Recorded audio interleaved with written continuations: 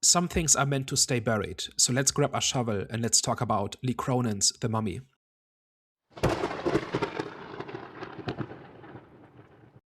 Hello, everyone. Welcome back. We are back at Have the Storm podcast. So today we are going to be discussing or debating Lee Cronin's The Mummy. But before we get into that, you already know what time it is. Movie recommendation time. I'm actually going to recommend a series today, and that is Beef Season 2. So I'm currently on episode 1, but so far so good. So if you guys don't know what Beef is about, so it originally started off as a road rage movie where it literally spirals out of control between two people and it dives into obviously their storylines. But from season 2, it seems like it doesn't start off as a road rage at all. It starts off as it introduces us to two couples. The first couple get into a conflict where they use that to their advantage for the current situation that they're in. That's where I've got so far. Obviously, I don't want to reveal what they do because, like I said, I don't want to spoil it. But it's not a road rage film, season 2, which I'm finding a bit interesting in terms of like where it's going to go, because that's how the season 1 started off as.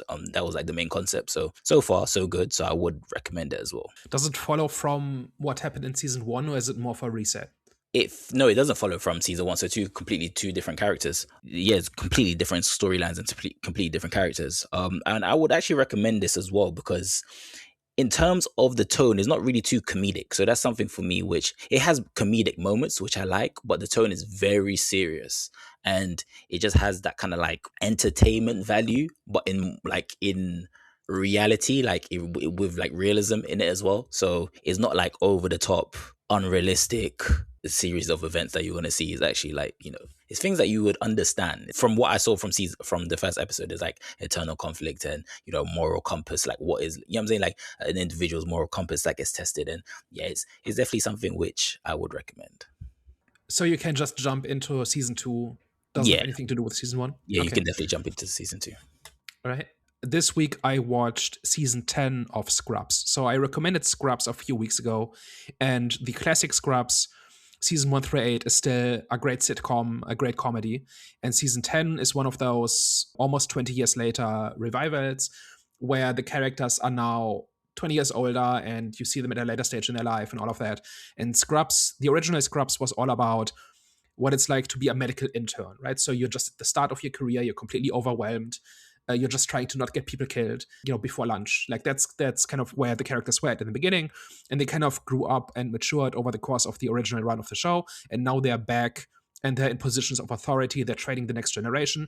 One of them is the chief of medicine. They've replaced the characters who were kind of the antagonists in the original run of the season, and the season plays a lot with that paradox, right, where characters are suddenly in a position where they have to make the kinds of choices that they used to rebel against, and the characters that were previously kind of the villains are now kind of the heroes because we're seeing it from their point of view and so on. And a lot of it is kind of a nostalgia trip where they bring back characters from the original run, and it's kind of in the middle, right? Some of it is quite good, where they kind of capture the essence of what made these characters interesting and likable in the beginning, and it kind of just fast forwards like 17 years or so. They are believably the same characters, but also older and more experienced and so on.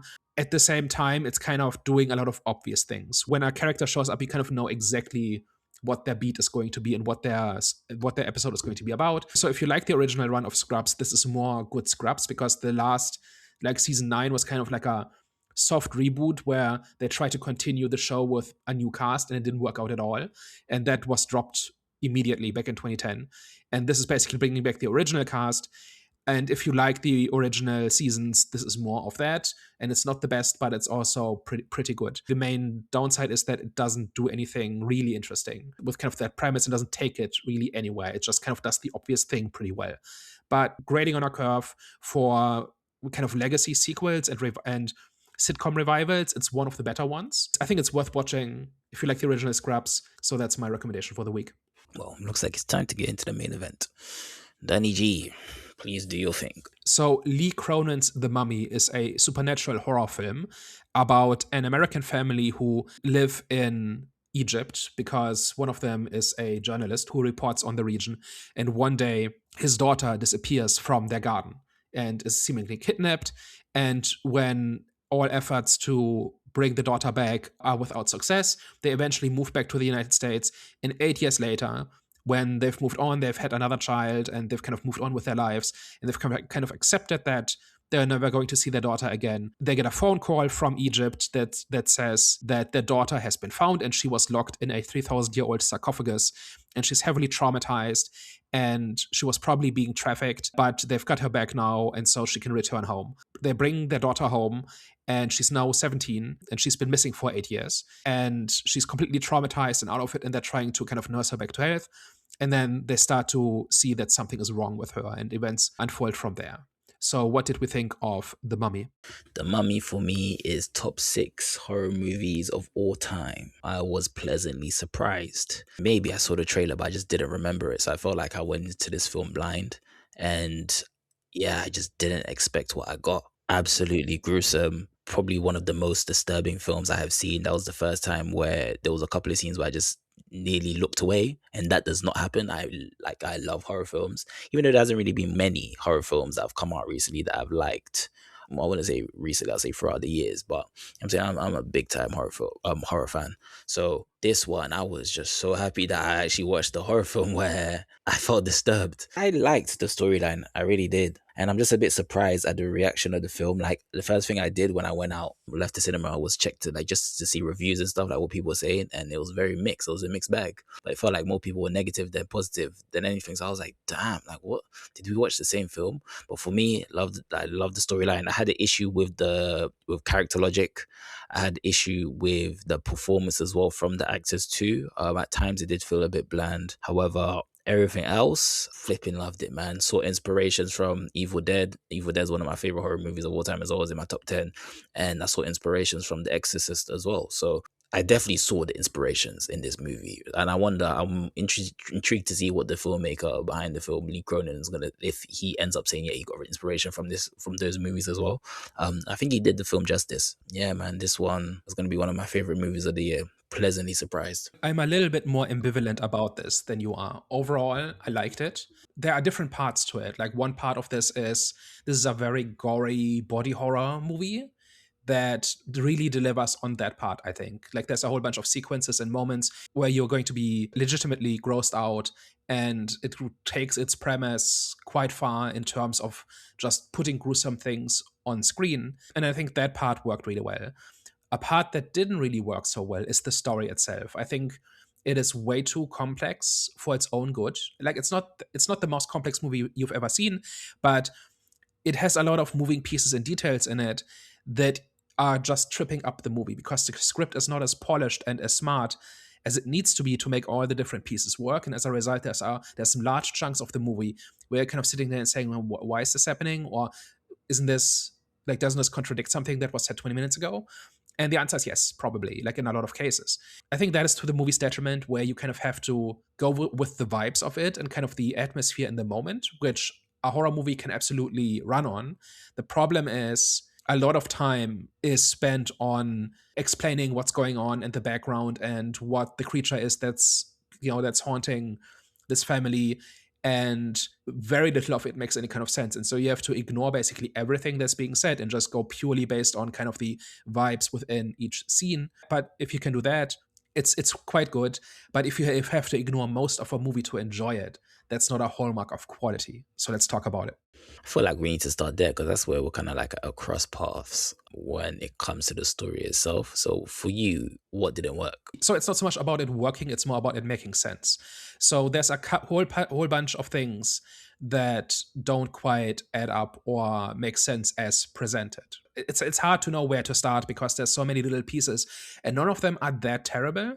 But if you add them all up, it's just a whole bunch of question marks, right? So one of the storytelling mistakes in this, I think, is that the entire story is predicated on this family that for 3,000 years has been guarding this mummy, right? Like, and it's not even really a mummy. The demon needs to have a host, and the host needs to be kind of locked up using ritual magic. And this family has been doing this for 3,000 years, for 82 generations, it said. The problem is that they live in this valley where they have this farm, and the valley is about to be flooded, and that is why they have to move. And because they have to move the body, and so the demon causes the plane to crash. And so that is how Katie is rediscovered after 8 years and is returned to her family, and that sets the entire plot in motion. In order to motivate this, like the only thing you really are told about this is when the detective goes to the farm, there's like a sign there that says "Don't flood our valley" or "Don't flood our home" or something like that. That's the only time it's mentioned that I noticed. And I think there's one line of dialogue where they say something about, oh, this was supposed to be flooded by now, or something like that. This is kind of like the inciting incident, and that is the reason why all of this is happening. When we are with the family, like the Egyptian family that is carrying this burden of having to find hosts and whatever, they never talk about it. They don't talk about, oh, what are we going to do? And like our protests have failed and the bulldozers are showing up next week. What do we do? Like there should have been a scene like this, right?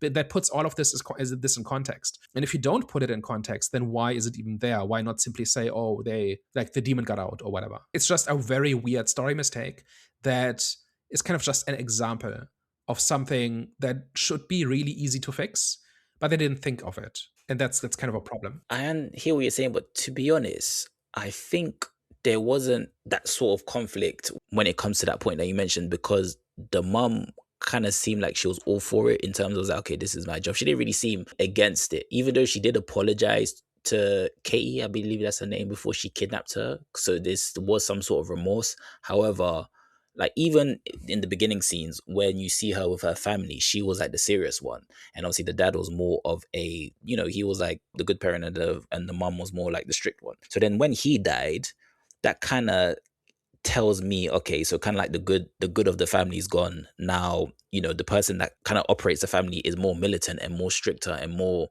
for the kidnappings. You know what I'm saying? So I think it could have potentially been different if the dad was still alive. However, because he went, I think it does kind of make it more self-explanatory, like in terms of them doing what they're doing without showing any remorse or internal conflicts within the family. No, I think their motivations are just fine. No, it's the causality of the demon got out because they had to move the body, and they had to move the body because of the flooding, or because of this development project, which also by itself doesn't make any sense, because why are you flooding a valley in the middle of the desert? The whole thing about the farm is that they're only able to have this tangerine farm because of the demon's influence. Because like it is implied in one scene that there should not be a farm there. And that means it's there because of the mummy, right? Because the presence of the like they're extracting some kind of magic from the mummy that is allowing them to grow this farm so that they can stay in that place. But if it's somewhere in the middle of nowhere in the desert, why is it being flooded? Like how are you flooding it? There's one river in Egypt. So point is, it's not so much about breaking the story. It's not so much about ruining the movie. It is about understanding what's going on and why. Like one of the questions you have to answer in a movie script is why now? Why is this happening now and not a year earlier or a year later or whenever? Why is Katie missing for 8 years and then she appears again? And it doesn't have to be that elaborate, but it just has to be something that makes sense and where the viewer goes, yeah, that makes sense. That's okay. I'm on board with this. Basically, they found every place where that could be broken, and then they broke it. And then they hope that the audience wouldn't notice. And that's just a symptom, right? Like that by itself is not really here or there. But it's about how much care went into making the story. And if the story doesn't make sense, then I have a hard time caring. And if I have a hard time caring, then all the gore and the killing is much less resonant. One thing I will say, and also, didn't you enjoy the anti-colonial satire that was used to kind of justify how she went undiscovered in terms, like in a plane, how it was just transported? Because there was a scene where they mentioned, and one of the police inspectors said the reason why a lot of people get away with this is because the country pretty much look away when it comes to transporting artifacts. And obviously that tells me obviously their views on colonialism. So I was like, oh, that's justifiable, number one, and it's smart, and I understand. For me, I was like, yeah, that is careless in terms of the whole flooding thing. I just didn't clock. I just thought they meant like some sort of sandstorm. There'll be kind of like, the city will be covered in sand or whatever. But yeah, the flooding point, that does make sense, and that is careless. However, the justification that they used for how she was discovered and how she would have been transported if that transportation was successful, I thought that was smart. I thought that was less about colonialism and more about corruption, because it's Egyptians doing this, right? Like they are like selling their heritage for parts for money. Like that's not about colonialism. Well, no, but it's their views on colonialism, because if that's like artifacts, so they're saying that artifacts coming from, these are stolen artifacts, by the way, that I think she mentioned. So she was saying they kind of look away when it comes to stolen artifacts coming into the country as a way of they're not really because for me, it's like, okay, in their heads, they're not stealing. Their view is, well, taking back what's ours, which is anti-colonialism. Who's taking back the artifacts? That's the feeling that I'm getting from if they're turning away from stolen artifacts coming into their country, then that's their way of saying, well, we're not really stealing, we're just taking back what's ours. It's like a lot of the times whenever you see on social media how Africans with like African pages that I look at, there a lot of the like artifacts are being returned. I forgot which article it was, but there was artifacts being returned from one country, I think it was from Britain, I'm not too sure, back to Africa, and a lot of the Africans were saying thank you, like you sold it from us, so we deserve it back. So that was kind of like what I was getting from that scene when she said they look away, like the government looks away when artifacts come into their country. I'm saying, because in their heads it's like, well, this was stolen from us, so we're not gonna kind of like arrest those that are bringing in stolen artifacts because this is ours. You know what I'm saying? So we're not really stealing. That's not what's happening here.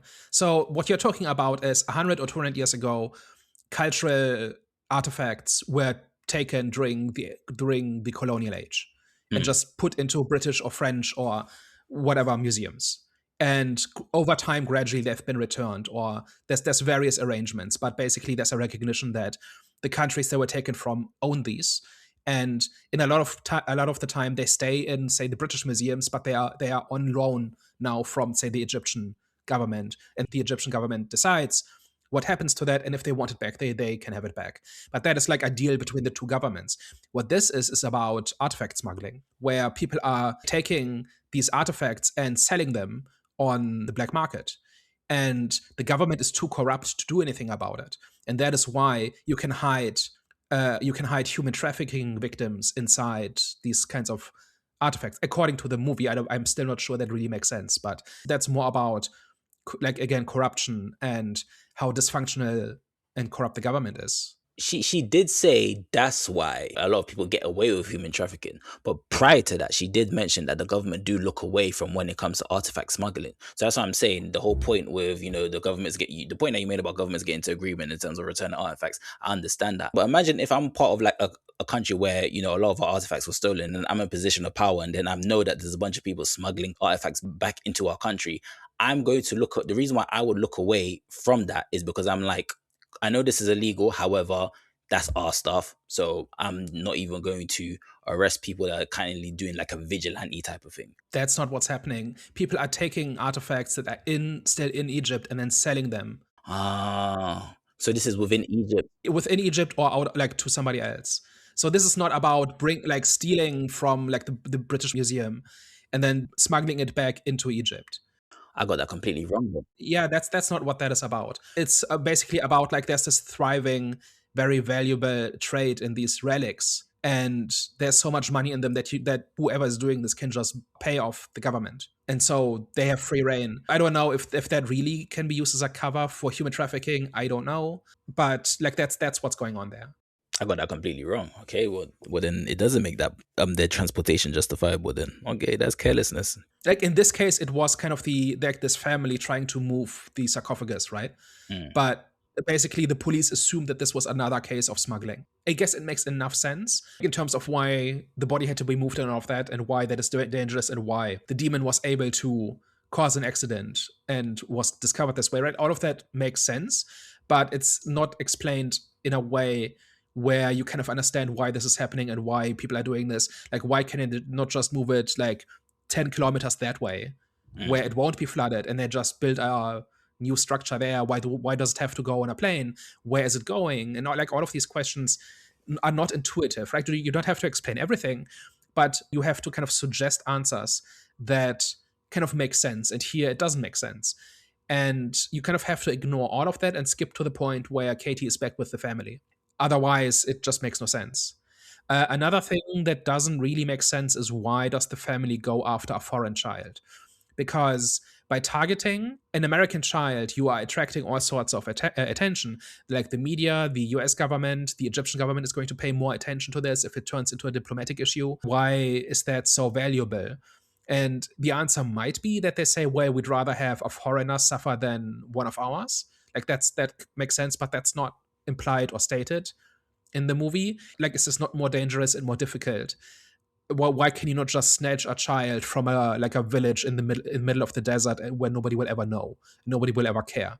So why Katie, right? And why a foreigner? That is something that underpins the entire movie, and they're targeting her specifically, right? She's not in the wrong place at the wrong time. They are grooming her through kind of the fence in the garden. This has been going on for months, probably, right? Because they sent their daughter to befriend Katie, and then when she trusts Layla, her friend, the mom basically says, hey, have this fruit which is poisoned or cursed or something, which then knocks her unconscious so that she can be kidnapped.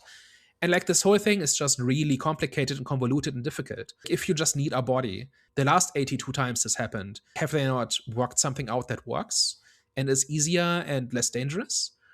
You know what I mean? Like, it is just a question mark. And the entire story hinges on this happening, but it's not justified or set up or explained why it is happening and why it had to happen this way, or why Katie was a target in the first place and as opposed to literally anybody else. I want to go back to the scene when they reported it to the police, and then the chief police officer, the way he responded to them, that kind of tells me maybe it was a thing where there's some sort of view towards foreigners. I know, well, in the reality that we live in now, generally when something happens to foreigners, especially Americans out the country, that brings in a lot of tension. However, with the way that the chief police officer responded, pretty much accusing, well, he kind of like accused the parents of killing the daughter at first, and then obviously that's what led to the dad getting angry, and then it just fast forwarded to 8 years later.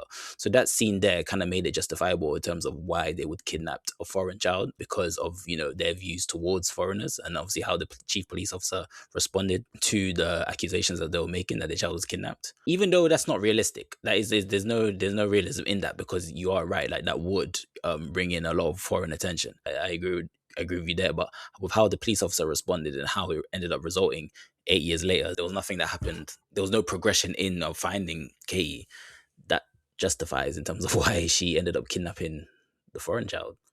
Ultimately, it doesn't matter. Like, in the end, it's like we only care that it's Katie because that's the family it hinges on, and the movie wouldn't have been made if this was an Egyptian family, right? Like, that's kind of the answer. But I do think the movie needs to do a little bit of groundwork to explain why it happens out this way. Like, you can come up with a dozen different ways to make this work, right?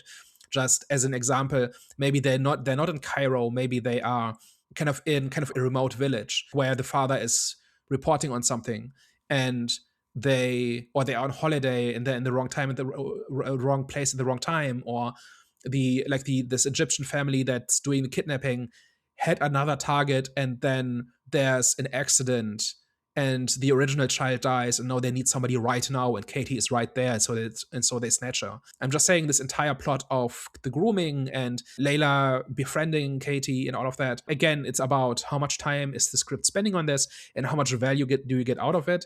Every question the viewer asks themselves as they're watching it, as they try to make sense of what's happening, takes them out of the story. And it just seems to me like you gain very little by setting it up this way, but you are creating a whole bunch of friction that makes it harder for the audience to accept what's going on.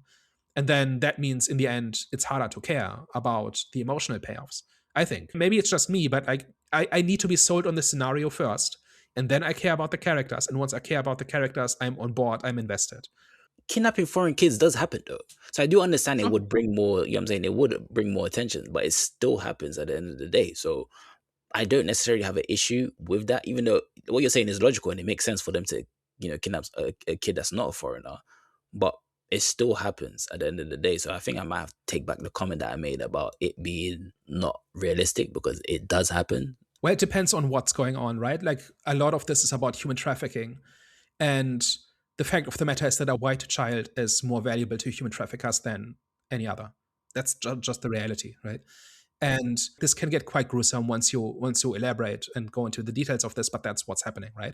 And that is why a lot of tourists, they are kidnapped, for instance, or because they are vulnerable, because they are in a foreign place, they don't know anybody, they don't speak the language, nobody will miss them, that sort of thing. But that is not what's happening here, is the problem. They seem to be really invested in getting Katie specifically, but it's not clear what the benefit to that is, because they just need a body to store the demon. That's all they need. Like, they're not trying to sell her. They're not actually trafficking her. It's purely about literally anybody will suffice.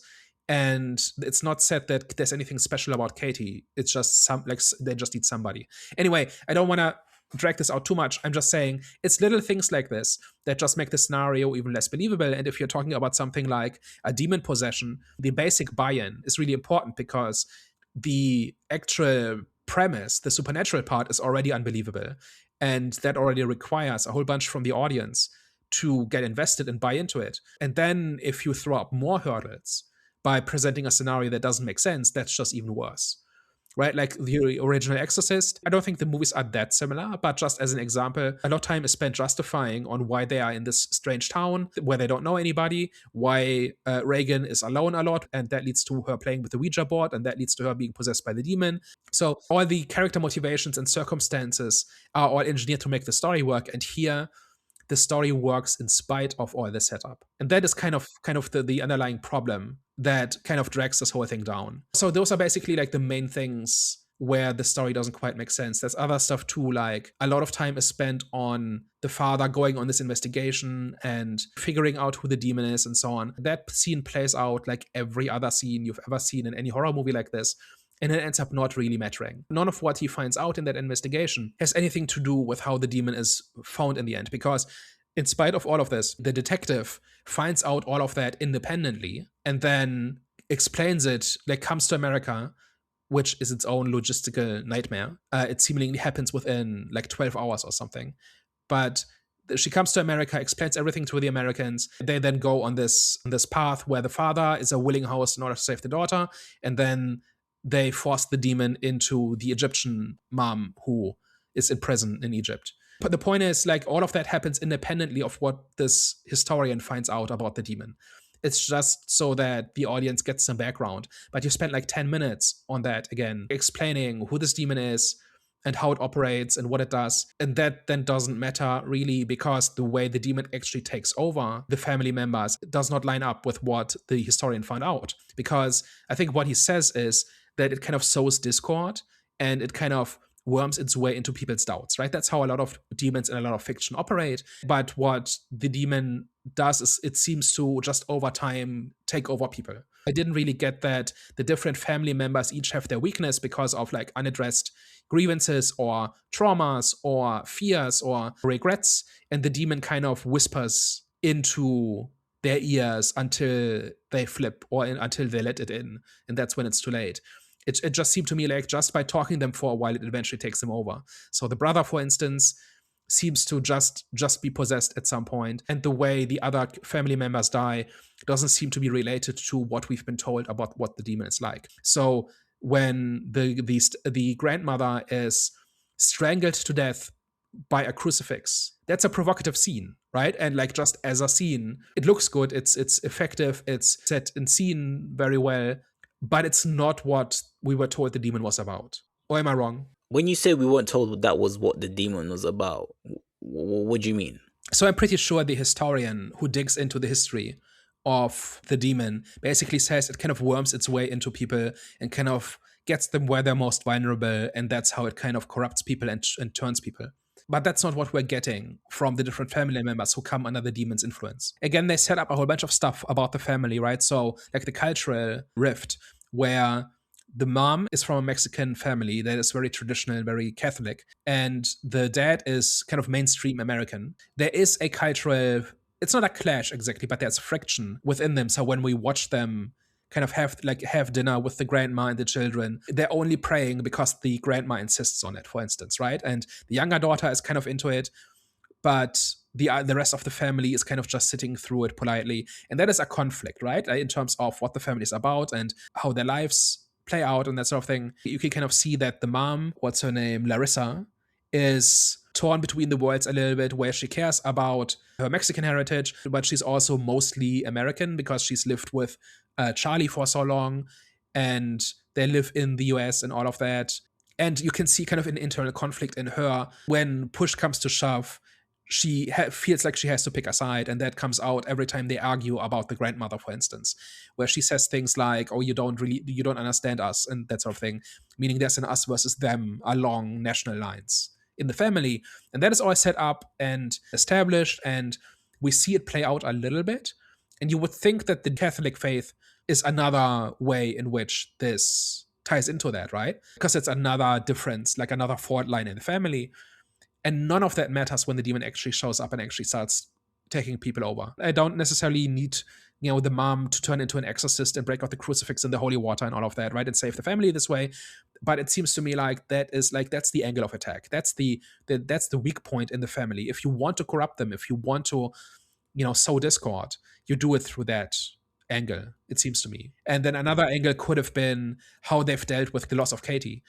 I don't really remember any details where the parents have a conflict over how to deal with the loss of Katie, but there is like an argument that breaks out when Katie is back, and the mom clearly blames herself, and she projects that onto Charlie by insisting that he blames her when he does everything in his power not to. But she's fully convinced that he blames her because she blames herself. But then Charlie kind of snaps and throws it back at her and say, well, what if it had happened the week before when you were watching the kids? Then it would be the other way around and wouldn't be your fault anymore than it is mine, right? It just happened and there was nothing we could have done. But like, at least the mom is kind of blaming herself and projects it onto Charlie in that way. And then she's a nurse, and when it becomes apparent that she's in over her head and she cannot care for Katie, that kind of brings up the old wounds again, right? Where she has to be able to care for Katie because she already let her down once, and she can't fail her again.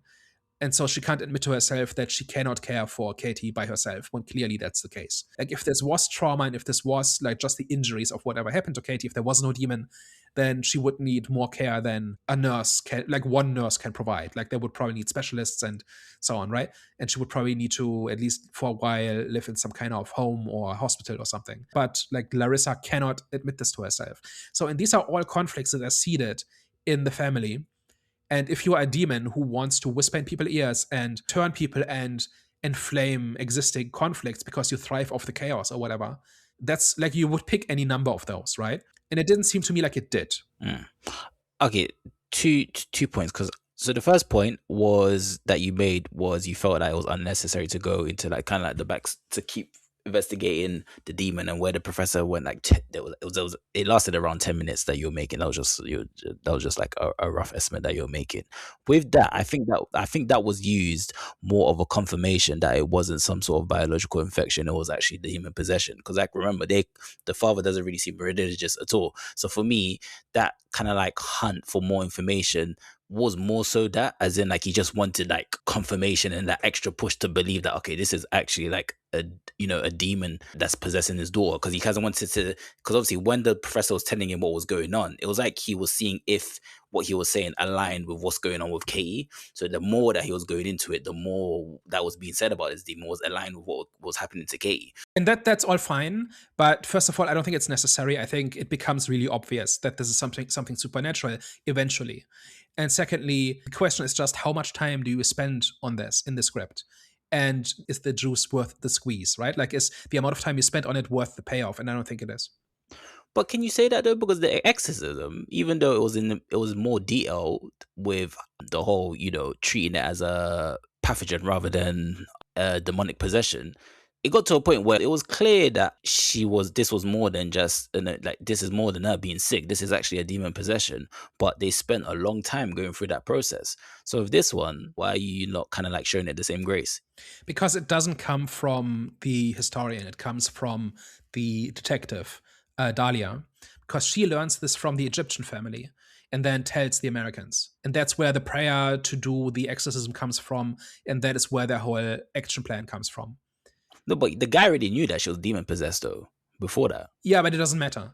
Like, she just has to show up and say, here's what we need to do.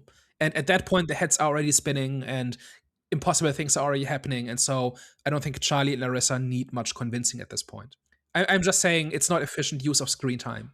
And you could have done either. And I actually like the idea of the detective a little bit better, because it makes sense that she would get this information by investigating the farm, because they're documenting all of this and this has been going on for 3,000 years. And she might know at least some things about these rituals being Egyptian. And so like she maybe has the reference to understand what's going on or something. And also the whole thing about the historian is really cliche, right? The guy who happens to know all he needs to know, and he spends an afternoon translating the bandages, and then he comes back with the complete exposition. Every movie like this does it in exactly the same way. You can just swap in and out the different scenes from different movies that do it this way, and they're all the same. And so now here, like, I'm just saying it's a waste of screen time, and the movie's already longer than it should be. And so cut like 15 minutes from that whole subplot and just focus on Dahlia's investigation. And that's more distinctive, and that makes more sense. I think you're right about the professor being a cliche, but with Dahlia, when she came back telling the parents, obviously what the parents already know, I don't think it was more so to kind of like repeat what they already know. I think it was more so to do with just showing them how what happened, because obviously the parents were emphasizing on they want to know what happened. I don't think they meant from a context of, okay, we don't know what's going on with our daughter. I think they meant as in like, okay, what the hell did they actually do to her, get her the way that she is? So I think she was just used, the investigation, like you are right, they should have kind of concentrated on her. But when she came back, she wasn't used to reiterate what they already know. She was used to just show them what they were looking for. Because I remember there was a scene when the dad didn't want to see, and then she was like, no, we have to continue on watching to see what they actually did. I just think it can do both at the same time. My criticism is really about this whole thing about the historian's investigation and the dad's attempt to piece the story together, because there's a little bit about the authorities have let us down, and he's an investigative journalist, and so it makes sense for him to get that story. Wouldn't have been more elegant and more efficient in terms of screen time if Dahlia had done her investigation in Egypt and got like 80% of the pieces, because she's a detective and she's in the missing persons unit.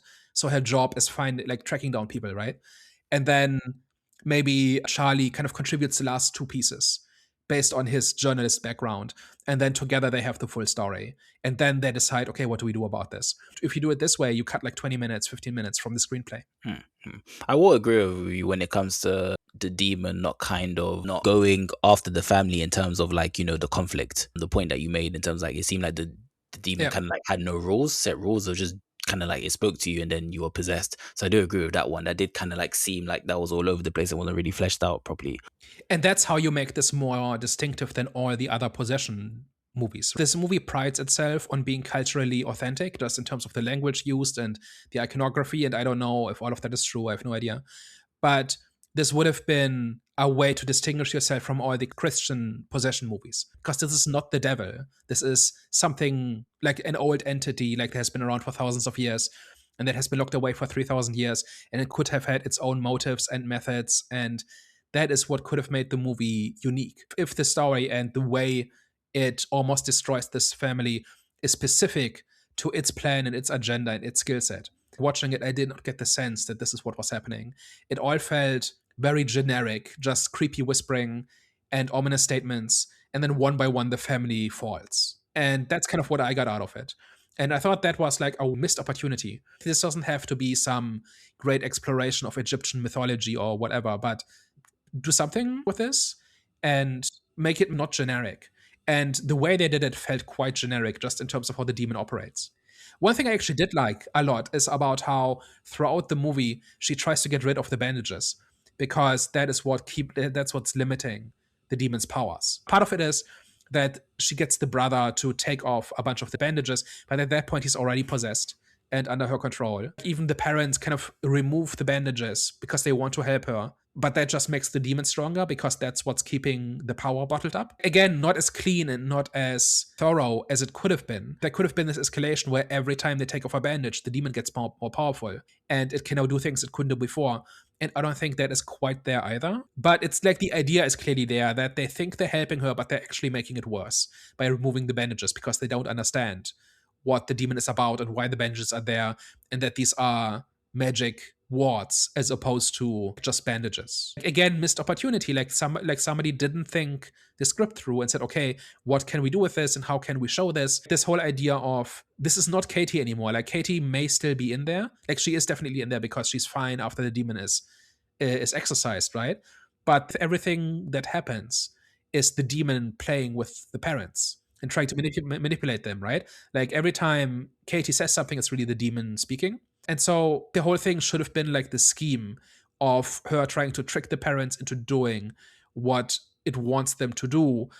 And you do that by convincing them that they're helping when really they're making things worse, right? So one of the little details I liked about this is how this whole Morse code thing, where the demon is like it looks like Katie is trying to communicate because she's locked in or something. The father recognizes that it's Morse code because that's a thing they did right before she disappeared, but it's really the demon tricking her. And by doing something familiar, something that convinces him that this is Katie speaking, he drops his guard and just follows the lead. I don't think that though. I genuinely think that was Moscow because why would he lead her to Layla knowing damn well that that would lead to them finding the video, which would lead to more information on how to entrap not only show what actually happened to Katie, but provide the answers of entrapping the demon as well. Yeah, I'm not sure that the demon thought that would happen because it doesn't happen because of Charlie's investigation. It happens because of Dahlia's investigation.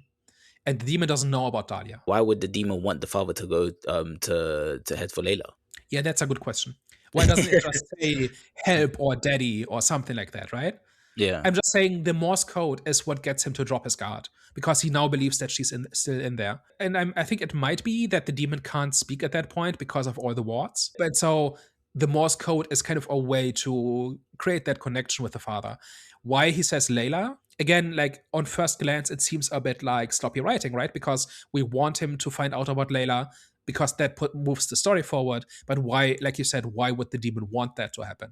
I don't know. The reason why I genuinely think that was Katie was because obviously with the father, years later, the father communicated in Morse code as well when Layla was knocking on his tomb Yeah. or coffin or whatever it was. I understand why you'd think that was the demon trying to do its deception, but if the father didn't do Morse code back at the end, then yeah, you could say that was the demon at hand. But I think that was definitely Katie trying to communicate, as well as the father at the end trying to communicate to Katie.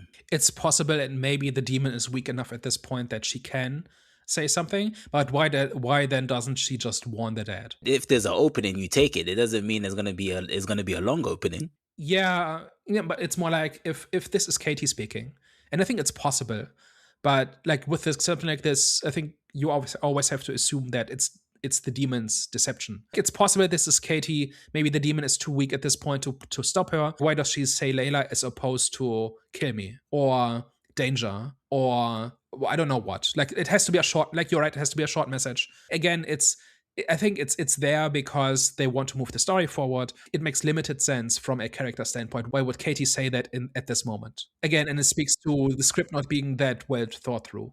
I understand where you're coming, but for me, I think it's obviously they're looking for answers. So she doesn't have much time. So Layla is where that's good direction into where they should be looking towards. For me personally. Yeah, but then why does she know that Layla will lead?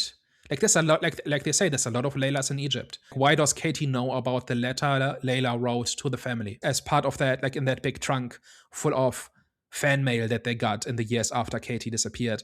Layla wrote a letter to them apologizing for having sold out her friend, and they kept the letter along with all the others. But does Katie know about the letter?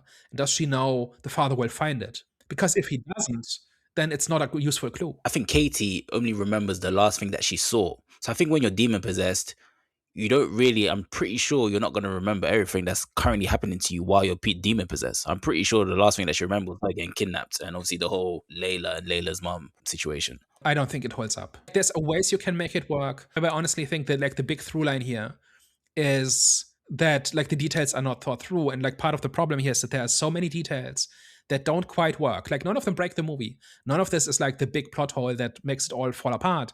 But there's so many of them, and I think they're all unnecessary. I think these are all details that were put in, and then every detail you put in is an opportunity to screw it up, to create like a hole where it doesn't make sense anymore. If you introduce all of these details, you have to put in the work to make the script make sense, and they didn't do that part is the problem. And so all the things we've been talking about in the last 30-40 minutes are like examples of something that doesn't quite add up, and very little of that has to be there, I think. I see where you're coming from. One more thing I want to talk about, and this is not really a complaint, this is more something to talk about, is the actual ending. Because of all these logic and plot and character problems, I had a hard time getting invested in the last act. I was really on board with the mystery in the beginning, and then as they started adding more detail and all these questions started piling up in my head, I was slipping off the wagon a little bit, right? And by the end of it, I was not really on board anymore, and that is when all the emotional payoffs are, and that is kind of why I ended up walking away from it not that enthused. But one of the things that kind of woke me up again is when the father volunteers himself as a vessel. And I said, okay, like this is a real sacrifice. Like this is it's not original at all, right? Like a lot of movies end like this when it comes to like possession movies and that sort of thing. But it makes sense, and it's a way to end the movie, and it's a way to get Katie back, but it comes at a big price and whatever.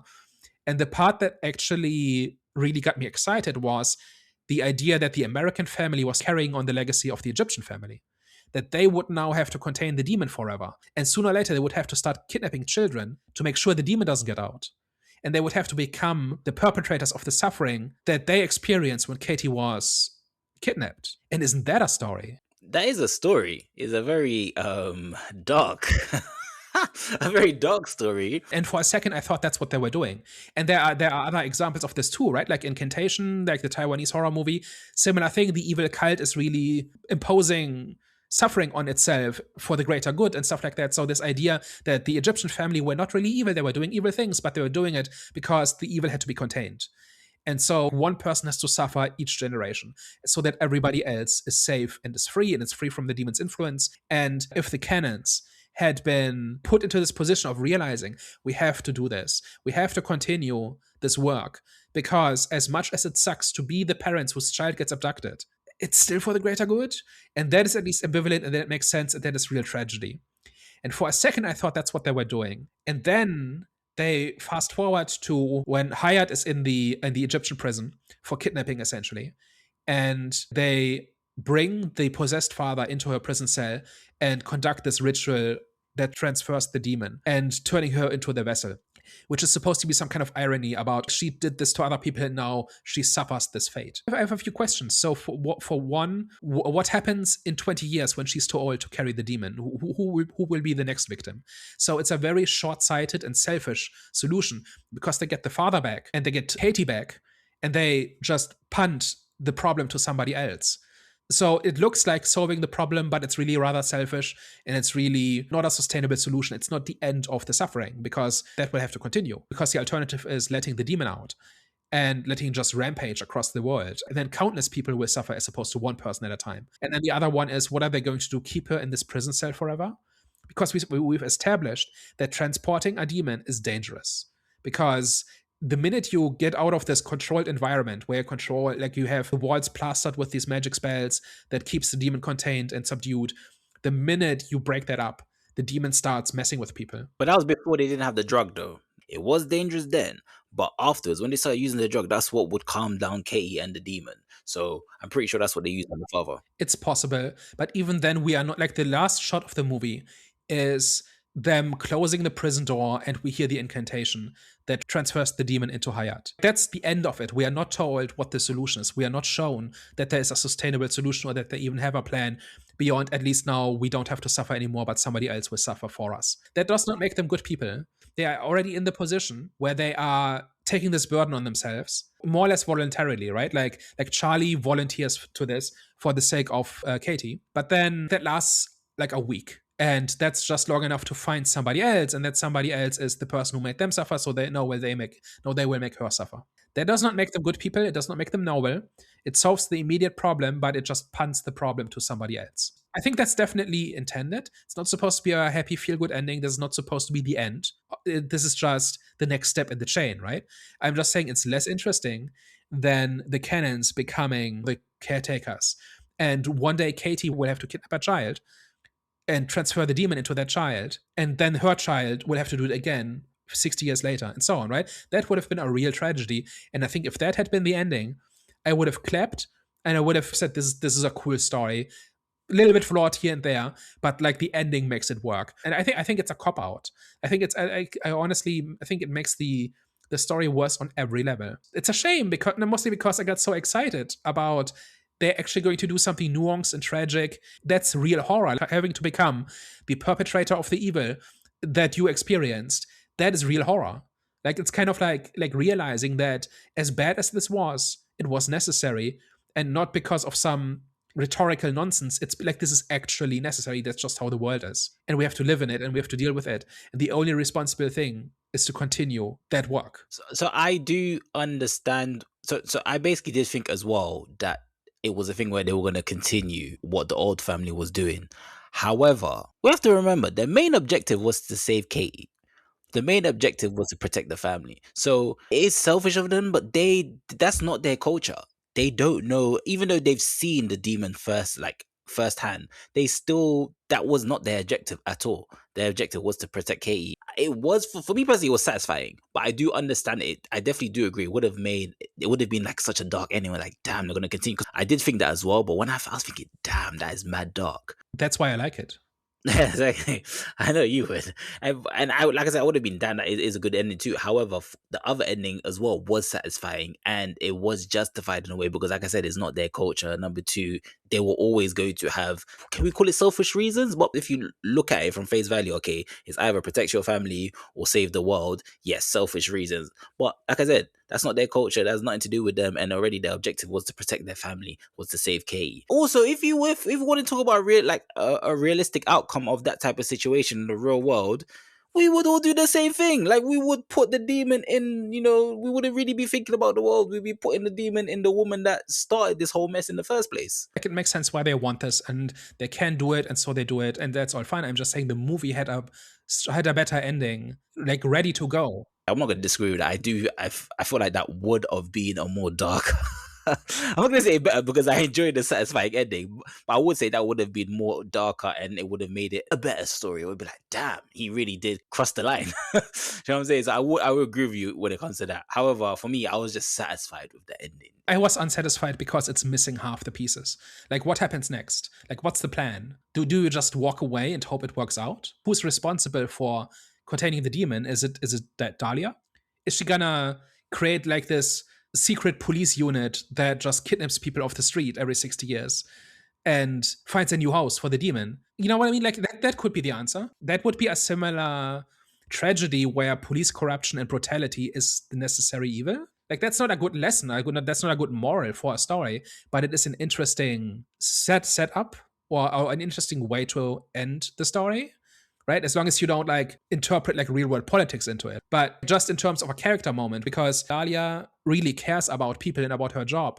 Like again, like this would be another way to kind of tell the same story, which is Dahlia really cares about being a good cop, and now she has to be a corrupt, brutal cop for the greater good, and nobody will ever thank her for it because she cannot tell anybody. She seems to kind of run this place already, so maybe she could do this. The movie didn't want to be about any of this, right? I realized this, right? I'm just saying they had something really nuanced and interesting here that would have at least kind of got people talking about whether or not it was the right thing to do. And this seems all a little bit easy, but it's easy because it's not thought through, and it never deals with any of the details, like what happens next or who actually is responsible now or whatever. For that reason, I thought the ending was a bit of a letdown because it doesn't do the cool thing, and then it doesn't replace that with something equally cool. It would have been cool if they did mention, okay, we're going to start, like mention the scene or just something that they're going to start using criminals, because that would have been the most logical thing to do. And they was the first criminal that they would have started off with was the girl that started the whole mess. So I will agree with that. However, just to mention, like I mentioned before, I was still satisfied with the ending. I like the ending because there was get back. When I saw that she was still alive, I was like, yes, they're going to put it in her. It's just an idea, right? So we're getting on in time, and we've trashed this movie so far. No, you've trashed it. No, you've trashed it. I've been for this film. The thing is just like, do we want to talk about the positives for a minute? I think we have, because I think while you were saying what you're saying in terms of like the negatives, you were mentioning positives as well. As in, you're like, okay, what I did like though was this, and you know what I'm saying. So you had moments of positivity, and I've just been, back in this film. So technically speaking, I've done the positive. I don't have much positive things to say unless you do. I do have a little bit, which is like the entire, in my view, the entire appeal of the movie is the gore and that final sequence surrounding when the demon takes over the family and crashes the grandmother's funeral. That is kind of the real payoff. And that is where it really gets good. And first of all the body horror surrounding Katie is really good. Every time they try to care for her and how deformed she is and all the scars and the lesions and all of that, it was unsettling to look at her, right? So that part of it, even though she's not, like I maintain, she's not a mummy, she's a possessed person. She's not an embalmed corpse. That's what a mummy is. That has become immortal through dark magic. That is what a mummy is, and that's not her. She's just a person who has been possessed by a demon. And so just calling it the mummy is already false advertising, because that's just not what she is. And it has nothing to do with like the mummy from the 40s, the Hammer horror mummy. It also has nothing to do with the Brendan Fraser action comedy from the late 90s. Those are all incidentally also called the mummy. Like what this actually is a story about somebody being possessed by a demon. But like everything having to do with like her condition and how the demon asserts itself, and all the gore and the guts and the violence. That scene when she strangles the grandmother with her crucifix and then throws her out the window so that coyotes can eat her corpse as she bleeds out. There's a cool sequence. I maintain it doesn't make a whole lot of sense from a character level or from like in terms of who the demon is and what it wants and so on and how it operates. But just as a sequence, it's cool. When the little sister has been taken over by the demon, and she takes out all her milk teeth with a plier, which was set up in the beginning that she's losing her milk teeth. And she takes out the remaining ones so that she has no teeth anymore, and then gets into the grandmother's coffin to snatch her dentures, which is a callback to at least two instances where the grandmother kind of played with her dentures to amuse her granddaughter. And now the possessed daughter gets the dentures, puts them in, and starts biting people. And then she smiles a bloody smile at the parents. Like that's real body horror and shocking and all of that, right? And that part of it really works. I just had a hard time caring about it because of everything that came before. Is the problem. I don't think it's that hard. Like just create a scenario that makes sense is the problem. And all of this stuff didn't quite work out because that didn't quite happen. But then what we actually got in terms of actually the demon completely vamping out and all of that, really good. And I think that is the part that people like. I don't think anybody really likes the family all that much. I don't think. I think if they like it because of those sequences. Yeah, I'll be honest, like I said, the performance of the family wasn't for me. I think a lot of the time they were quite bland, especially the way that they were performing. But when it comes to the body horror itself, Lord have mercy, man. Even like the nail clipping scene, the scene where she's digging into her skin. I don't know if it was with some sort of crowbar or something. Scenes where she's taking off all the bandages, including her skin near the end. The scene of the funeral scene, amazing. Like I said, I was very unsettled when it comes to a lot of the body horror in the scene, and that's rare. I'm not the type of person that has a fragile stomach. Like I said, I'm a fan of horror. Just this one, I was like, whoa. Whoa. I guess that concludes the positives. Listen, I will repeat for everyone that's watching. That's Daniel's positives. This was a literal debate, which I am very proud of. I feel like I did quite well. Even though Daniel had a lot of the best points, but still, I think I did quite well trying to defend my top 6 horror film of all time. So I just think all of the problems that we listed, pull it down from great to pretty good. And if those had been there, it would be great. If this was all just a vehicle for Katie is found, something's wrong with her, the demon starts corrupting the rest of the family, and then there's a big payoff sequence where she just kills everybody. That would have been a cool movie. Would have been about 30 to 40 minutes shorter. Would have been a whole lot simpler because there were fewer details there. Those would have raised fewer questions about what's happening and why. This is just about your child comes back after you think you've lost her, and then it turns out it's not your child, it's something else. That's a very primal, very simple idea that taps into like 1,000 years of mythology, right? Like there's like changeling mythology where parents come to believe, like this really happened in the real world, where parents came to believe that their children had been replaced by monsters and the only thing to do was to kill them. It's a real thing that happened. And what if that was really real? I think in the real world, it had to do with like autism, where if you don't know what autism is, and at like age 2, your child starts acting in strange ways, where they're not quite themselves anymore. If you are like, if it's the 1200s, you go to changeling, snatched my baby, and this is not my child anymore. You know what I mean? Like that's like tapping into like 1,000 years of history and mythology and that sort of thing. So the idea of your child is not your child, that's a really cool idea. And I think if the movie had really leaned into that aspect of it and ditched all the detail that, like, I'm not even saying do exactly what I want, I'm just saying ditch all the detail that's distracting from this really primal idea of your child is evil. and there's this thing in your house that looks like your child, but she's not your child. Now what do you do? And by the way, with every day that passes, you're putting what remains of your family in more danger. Like, what do you do in that situation? And that's real horror. Like the idea of a parent having to view their child as evil and coming to the realization that that is what's happening. That's not personal horror for me because I don't have a child, but I can just, like, that's so primal and so universal. I can empathize with that idea. But it's also so removed from reality that the movie has to sell you on it. And I think the movie's job was selling you on this idea that Katie is no longer Katie and she's evil. And every day you try to help her, you're making things worse. Isn't that a parent's worst nightmare? I don't know. It seems like a better movie to me. Yeah. I think there was some moments though where like, for example, where the mother was in denial, but whereas the father was doing something about the mother being in denial, if that makes sense. Because there was a scene where I think the father even said, "Okay, I think Katie needs to. She pretty much needs to get out of the house. We need to take her to a hospital somewhere." And obviously the mom was like, and that's when the mother kind of went against what you're saying and said, "No, I can look after my daughter," and then which led to the argument. Obviously, when that happened, that's when the father went out to do more investigating to see what he could do to help his daughter, knowing that, okay, something's going on here, and there's not, like I said, there's not no infection or sickness or anything like that. So I think there was scenes like that. What you're saying now, it wasn't as cleaner in terms of the script as you would want it to be, but I think there was some of that there.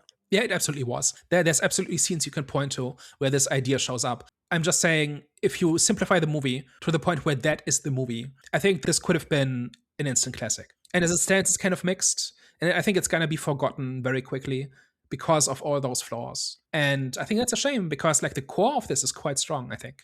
And, like, the execution of it is quite strong. But in my view, even if somebody doesn't share all the flaws that I've mentioned, if they make a list of stuff that doesn't quite work, there's going to be some overlap. If that wasn't the case, and I think it's completely self-inflicted. None of this had to be there. It just seems like undisciplined and sloppy writing, and that all of that stuff should have been cut in the third and fourth draft, in my opinion. Okay, well, I think a good time to get to the last thoughts. For me, I'm definitely going to watch this again, just to see if my opinion has wavered a bit after today's discussion. I don't believe it will. I definitely will take a lot of things into consideration, especially to spot the nuances and stuff. But I think I'm going to pretty much still feel like it's in my top 6 of all time. Maybe top 7. We'll see. Like I said, great movie, body gore, body horror, flipping disgusting.